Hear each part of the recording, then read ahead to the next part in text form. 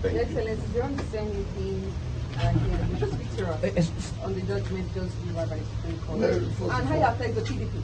And how it affects the PDP? Of course, of course. No, before you even come to my brother governor, you know, I'm the only one who can challenge him in dancing. But even at that, I know where my own will stop and give up.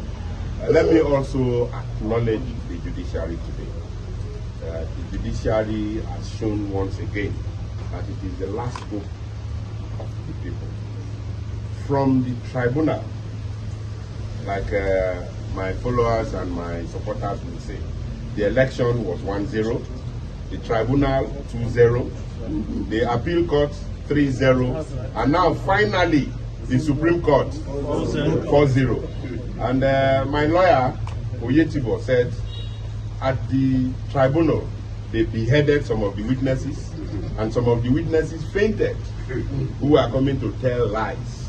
And so this is the triumph of truth over falsehood, the triumph of truth over evil.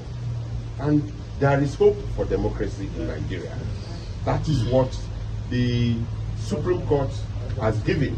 And so let me call on my fellow Nigerians that there is hope in this country.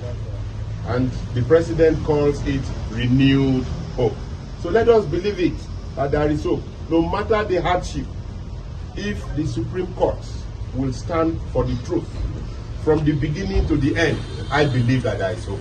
Thank you. Thank you very much. Giving a victory, we are lifted higher. Jehovah, we will lift him higher. He has given a victory, we will lift him higher. Jehovah, we will lift him higher. He has given a victory, we will lift him higher. Jehovah, we will lift him higher. He has given a victory, we will lift him higher.